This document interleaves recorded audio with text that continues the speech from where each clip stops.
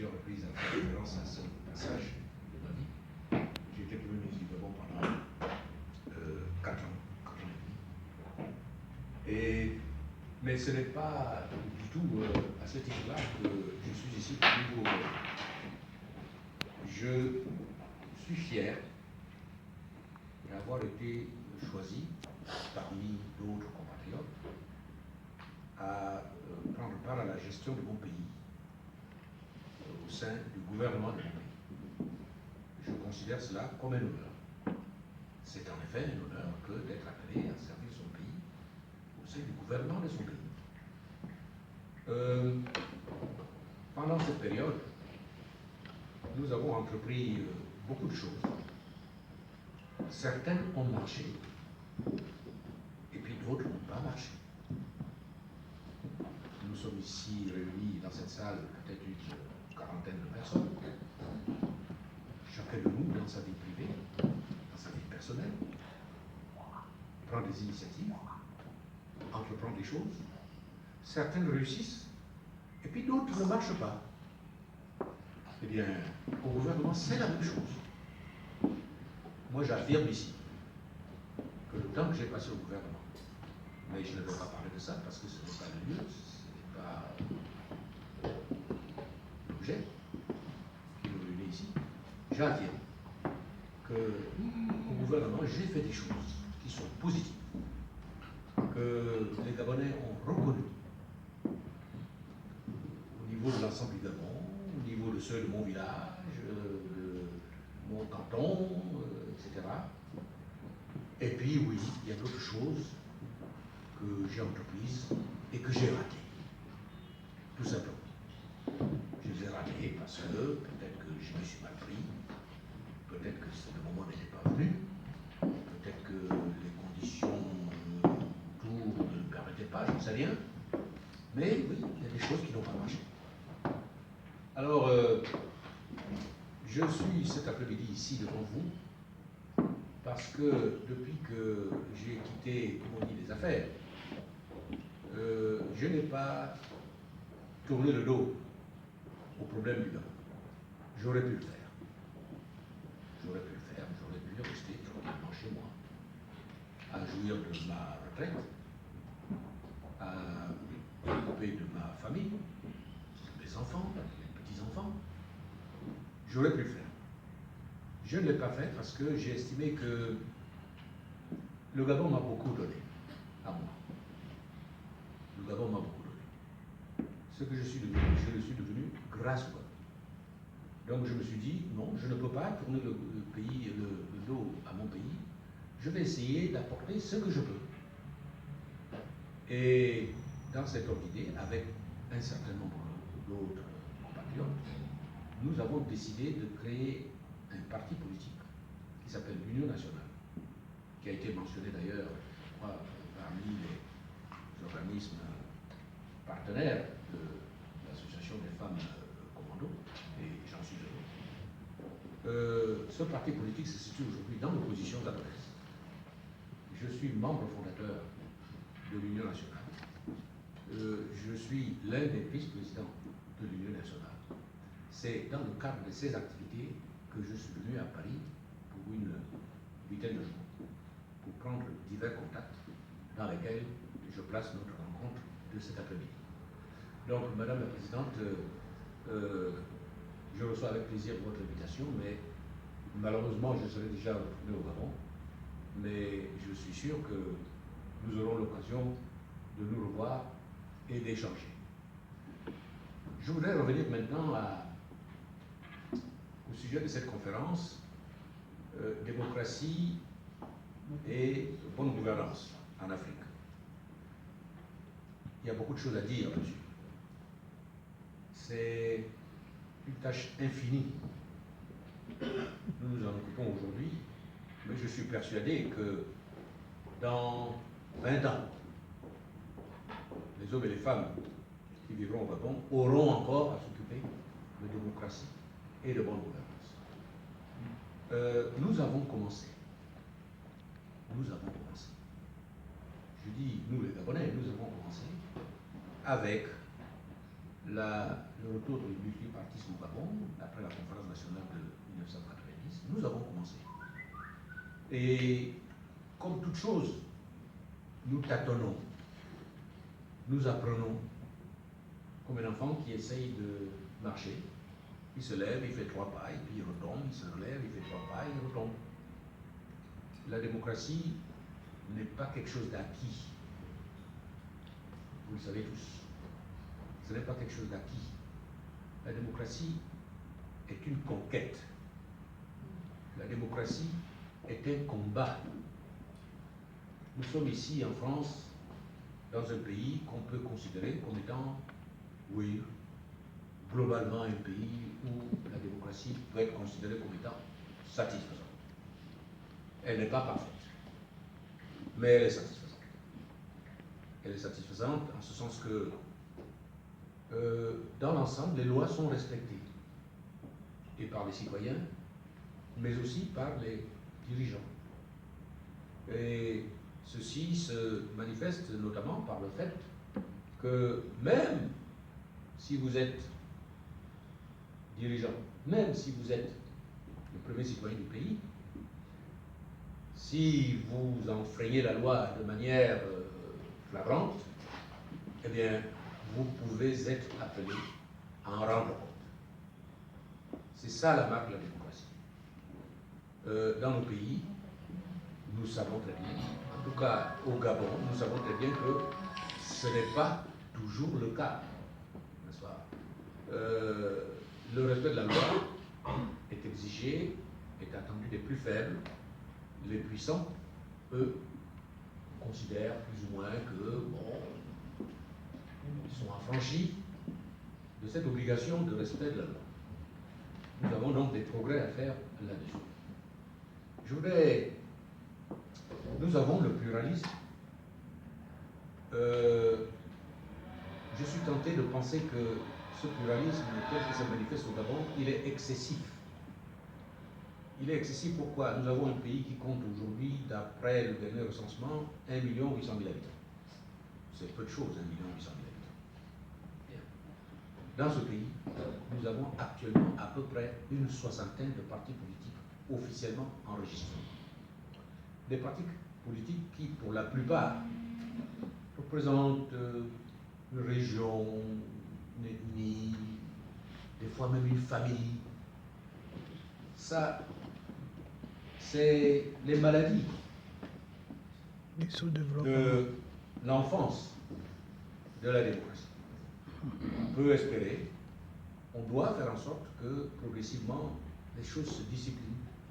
Parce que, en fait, la différenciation entre ces formations politiques ne sont nullement d'ordre idéologique, ne se situent pas du tout dans l'ordre des objectifs qui sont poursuivis.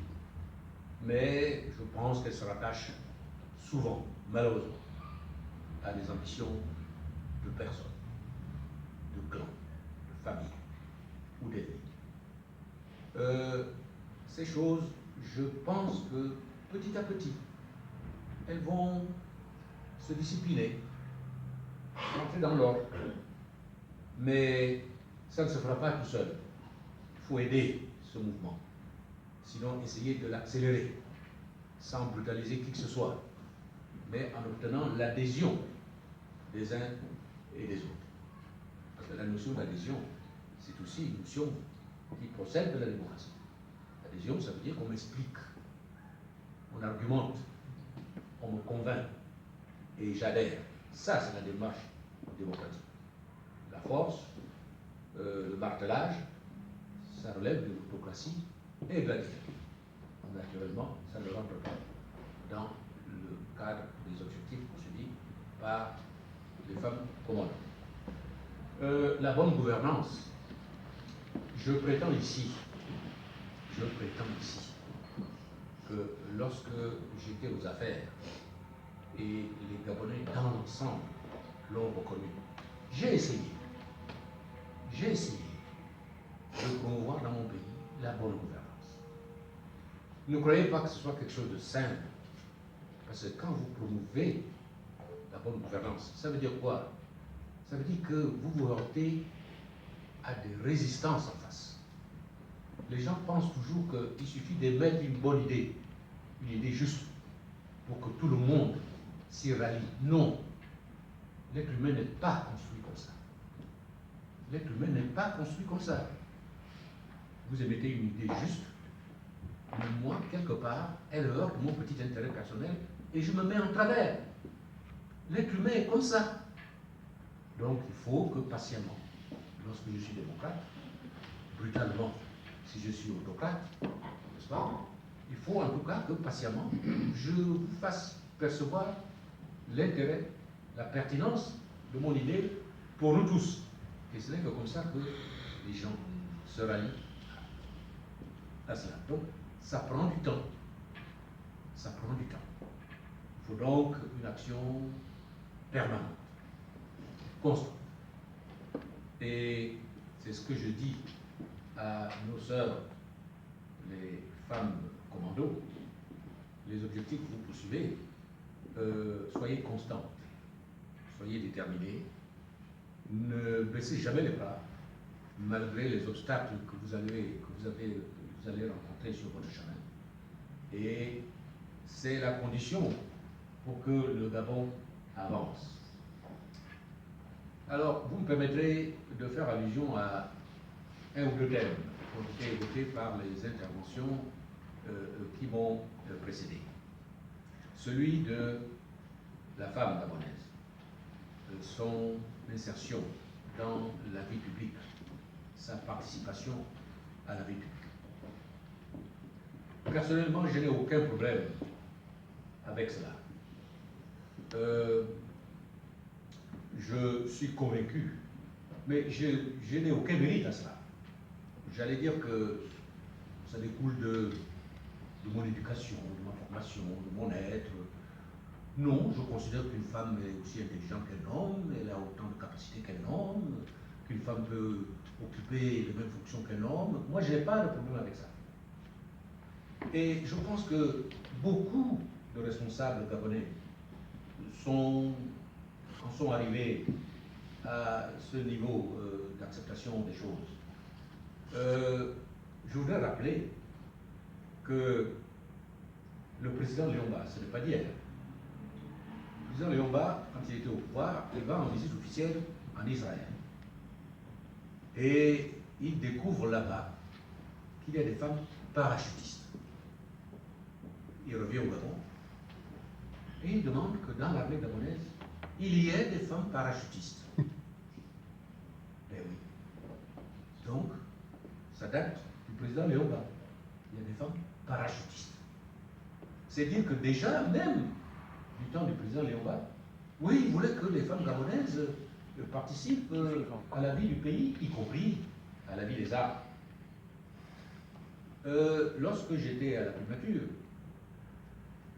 un jour, à l'époque, le président Bongo, Omar, quand je dis le président Bongo, c'est Omar Bongo. L'autre, nous avons coutume de l'appeler au Gabon sans irrespect du tout, hein, Ali, parce que la plupart des Gabonais, quand ils parlent du président actuel, ils disent Ali. Voilà. Mais ça n'a aucune connotation d'irrespect. C'est l'usage, disons. Voilà. Donc, un jour, une promotion de la faculté de médecine, de médecins, sortait. À l'époque, le président Bongo tenait absolument à assister personnellement à la sortie des promotions de médecins. Et la cérémonie se passait à l'Okoumé Palace. Et cette année-là, nous sommes donc, je crois, dans les années 91, 92, je crois. Cette année-là, il y avait 15 médecins diplômés qui sortaient. Et parmi les 15, il y avait au moins, je crois, la moitié, c'était des femmes. Et les deux majors de la promotion, c'était des femmes. Et je me tourne vers le président et je lui dis, mais patron, vous voyez que la moitié ce sont des femmes, et puis les deux meilleurs ce sont des femmes. Il me dit, mais oui, calme, je te dis mon petit, ici dans ce pays, si nous ne faisons pas attention, les femmes vont nous commander dans ce pays. Bon. Le président Bongo a fait beaucoup pour la promotion de la femme gabonaise. Il n'a pas hésité à confier de hautes responsabilités à des femmes. Je voudrais rappeler que quand j'arrive à la primature en 1990, pour la première fois dans le gouvernement gabonais, j'ai proposé au chef de l'État, qu'il a accepté, de nommer 5 femmes ministres. C'était la première fois qu'il y avait autant de femmes dans le gouvernement. Aujourd'hui, je crois qu'il y en a davantage. Mais oui, mais en 90, de nommer 5 femmes au gouvernement, non, ça ne tombait pas forcément sous l'essence. En tout cas, ce n'était pas la pratique antérieure. Donc là, déjà, oui, je pense avoir montré que moi, je n'ai aucun problème de ce point de vue-là. Et les portefeuilles qu'on leur a donnés, ce n'était pas, passez-moi le mot, du pipi de chat. Vous avez parlé de Mme Colette Missako tout à l'heure. Oui, moi je l'ai nommée ministre de l'Éducation nationale. Je l'ai nommée ministre de la Santé publique. Et dans ces fonctions-là, c'est à travers ces fonctions qu'elle s'est fait connaître, la population gabonaise. Donc, nous avons une femme qui est présidente de la Cour constitutionnelle. Depuis des années. Vraiment, là, c'est oui. Nous avons vraiment, une femme ingénieure. Nous avons dernièrement une femme qui a été présidente du patronat gabonais. Non, très honnêtement, moi je pense que ce problème est un problème qui est présent en Afrique. Sur le continent africain, de manière générale, oui, je pense que ce problème de la promotion de la femme, il est présent, il existe. Mais au Gabon, moi je suis persuadé qu'aujourd'hui, les Gabonais, dans l'ensemble, ils sont prêts à avoir une femme à n'importe quelle fonction, y compris la première. Moi, je suis persuadé de cela. Demain, il y aurait une femme ministre des Finances, je crois que ça ne surprendrait personne. Il y en a une d'ailleurs, il y a une femme qui a été, l'actuelle maire de Libreville, a été ministre du budget. C'est une très jeune femme. Une femme serait demain ministre des Finances, ministre de l'économie, premier ministre. Moi, je ne crois pas que ça surprendrait les gens au Gabon. Je ne crois pas. Je suis persuadé qu'une femme, si elle est capable, peut être présidente de la République gabonaise. J'en suis persuadé. Donc, la promotion des femmes, nous nous retrouvons tout à fait. Vous avez évoqué un sujet qui est complexe, délicat, celui de la monnaie. Vous me permettez de dire que j'en sais 2 ou 3 choses. Vous êtes camerounaise, donc vous savez que j'ai été dans votre pays à la tête de la Banque des États d'Afrique centrale pendant 12 ans et demi. C'est mon métier. Je suis arrivé en politique par accident. Mais mon métier, c'est la banque centrale. Je voulais dire ceci. La première, c'est que la monnaie est un instrument de l'ensemble de la politique de développement d'un pays. La monnaie seule ne peut pas développer un pays. Mais un pays non plus ne peut pas se développer sans une utilisation intelligente de la monnaie. Donc c'est quelque chose, c'est comme si vous avez des allumettes entre les mains. Vous pouvez les utiliser à bon escient, comme vous pouvez mettre le feu à la baraque avec la monnaie. Donc c'est une question d'ajustement, de mesure, d'intelligence, etc. Notre système monétaire, celui auquel le Gabon appartient, ainsi que votre pays, le Cameroun, disons en gros, il date de la Deuxième Guerre mondiale. Ça a été créé, le franc CFA a été créé en 1945. Depuis lors, notre système a été plusieurs fois et profondément remanié. Donc les gens en ont toujours une idée, comment dirais-je, coloniale.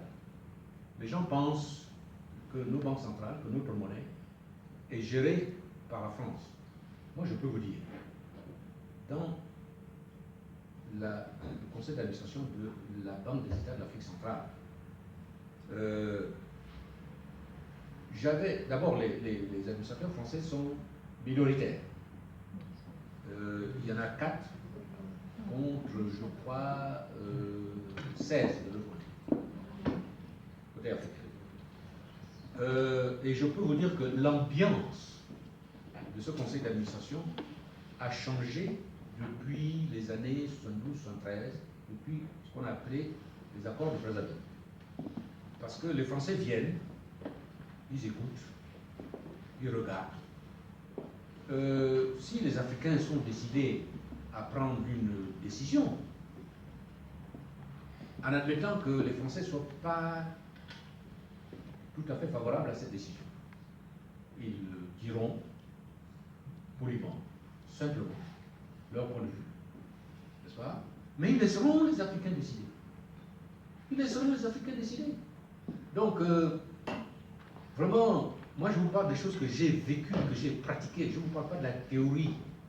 Je ne vous parle pas de ce que certains journalistes, comment dirais-je, un peu en mal de sensation et peu informés des réalités économiques et financières écrivent dans les journaux.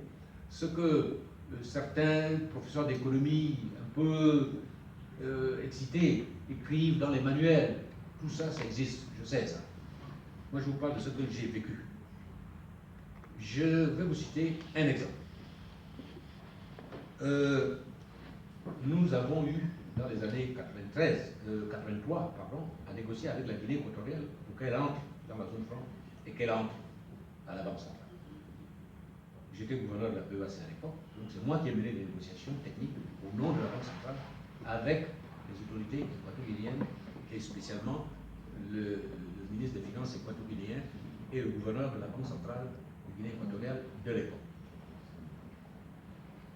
Si on regardait les textes de la Banque centrale, pour que la Guinée équatoriale entre dans notre Banque centrale et dans la zone franc, elle aurait dû payer un ticket d'entrée de 25 milliards de francs CFA. Nous sommes en 1983. 25 milliards de francs CFA de 1983. Aujourd'hui, ça vaut à peu près 80 milliards de francs CFA d'aujourd'hui.